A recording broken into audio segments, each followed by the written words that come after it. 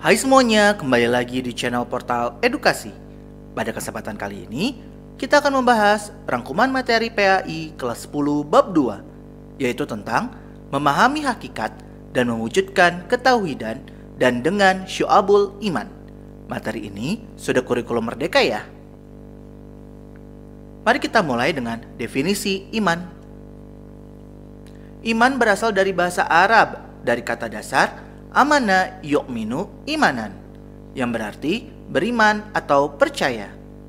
Adapun definisi iman menurut bahasa berarti kepercayaan, keyakinan, ketetapan, atau keteguhan hati.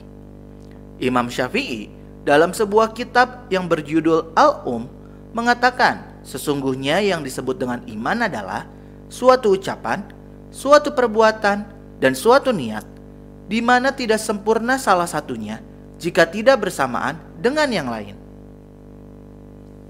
Dalam hal ini, manusia telah menyatakan keimanannya kepada Allah Subhanahu wa Ta'ala sejak masih berada di alam roh, sebagaimana yang tersebut dalam Quran Surat Al-A'raf ayat 172 berikut ini,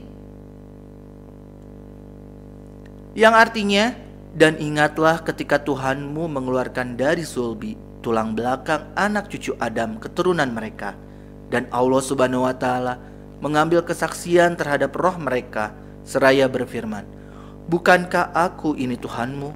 Mereka menjawab, betul, engkau Tuhan kami bersaksi. Kami lakukan yang demikian itu agar di hari kiamat tidak mengatakan, sesungguhnya ketika itu kami lengah terhadap ini. Pilar-pilar keimanan itu terdiri dari 6 perkara yang dikenal dengan rukun iman yang wajib dimiliki oleh setiap muslim, yaitu iman kepada Allah Subhanahu wa Ta'ala, meyakini adanya rasul-rasul utusan Allah Subhanahu wa Ta'ala, mengimani keberadaan malaikat-malaikat Allah Subhanahu wa Ta'ala, meyakini dan mengamalkan ajaran-ajaran suci dalam kitab-kitabnya, meyakini akan datangnya hari akhir, serta mempercayai qada dan qadar Allah Subhanahu wa Ta'ala. Pokok pilar iman ini itu disebutkan dalam Quran Surat An-Nisa ayat 136, yang artinya, wahai orang-orang yang beriman, tetaplah beriman kepada Allah dan Rasul-Nya Muhammad, dan kepada kitab Al-Quran yang diturunkan kepada Rasul-Nya, serta kitab yang diturunkan sebelumnya. Barang siapa ingkar kepada Allah, malaikat-malaikatnya, kitab-kitabnya, rasul-rasulnya, dan hari kemudian, maka sungguh orang itu telah tersesat sangat jauh. Selanjutnya kita bahas definisi syu'abul iman. Menurut Syekh Muhammad Nawawi bin Umar Al-Jawi dalam kitab Qami'ut Tughyan Al-Manzumati Syu'abul al-Iman, iman yang terdiri dari 6 pilar itu memiliki beberapa bagian atau unsur dan perilaku yang dapat menambah amal manusia jika dilakukan semuanya, namun juga dapat mengurangi amal manusia apabila ditinggalkannya. Nah, terdapat 77 cabang iman, di mana setiap cabang merupakan amalan atau perbuatan yang harus dilakukan oleh seseorang yang mengaku beriman. 77 cabang itulah yang disebut dengan syu'abul iman. Selanjutnya kita bahas dalil nakli tentang syu'abul iman. Amalan-amalan yang merupakan cabang dari iman, sebagaimana sabda Rasulullah SAW yang diriwayatkan oleh Muslim dan Abu Hurairah berikut ini,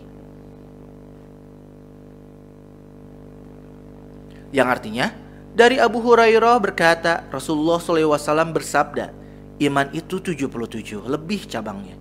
Yang paling utama adalah mengucapkan la ilaha illallah, dan yang paling kurang adalah menyingkirkan apa yang akan menghalangi orang di jalan, dan malu itu salah satu dari cabang iman. Hadis riwayat Muslim. Sabda Rasulullah SAW yang lain terkait dengan cabang iman adalah dari Anas dari Nabi Muhammad SAW, beliau bersabda, 3 hal yang barang siapa ia memilikinya, maka ia akan merasakan manisnya iman, yaitu menjadikan Allah Subhanahu wa Ta'ala dan Rasul-Nya lebih dicintai dari selainnya, mencintai sesuatu semata-mata karena Allah Subhanahu wa Ta'ala, dan benci kepada kekufuran sebagaimana bencinya ia jika dilempar ke dalam api neraka. Hadis riwayat Bukhari Muslim. Selanjutnya kita bahas macam-macam syu'abul iman. Terdapat beberapa ahli hadis yang menulis risalah mengenai syu'abul iman atau cabang-cabang iman. Antara lain, Imam Baihaqi yang menuliskan kitab Syubul Iman, Abu Abdillah Halimi dalam kitab Fawaidul Minhaj, Syekh Abdul Jalil dalam kitab Syubul Iman, dan Imam Abu Hatim dalam kitab Wasful Iman wa Syubuhu. Para ahli hadis ini menjelaskan dan merangkum 77 cabang keimanan tersebut menjadi 3 kategori atau golongan berdasarkan pada hadis Ibnu Majah berikut ini. Yang artinya, dari Ali bin Abi Thalib berkata, Rasulullah SAW bersabda, iman adalah tambatan hati, ucapan lisan, dan perwujudan perbuatan. Hadis riwayat Ibnu Majah. Dengan kata lain, dimensi dari keimanan itu menyangkut 3 ranah, yaitu marifatun bil qalbi, yaitu meyakini dengan hati, iqrarun bil lisan, yaitu diucapkan dengan lisan, dan amalun bil arkan, yaitu mengamalkannya dengan perbuatan anggota badan. Adapun pembagian 77 cabang keimanan berdasarkan pengelompokan tersebut adalah sebagai berikut. Cabang iman yang berkaitan dengan niat, akidah, dan hati. Cabang iman yang berkaitan dengan lisan, serta cabang iman yang berhubungan dengan perbuatan dan anggota badan.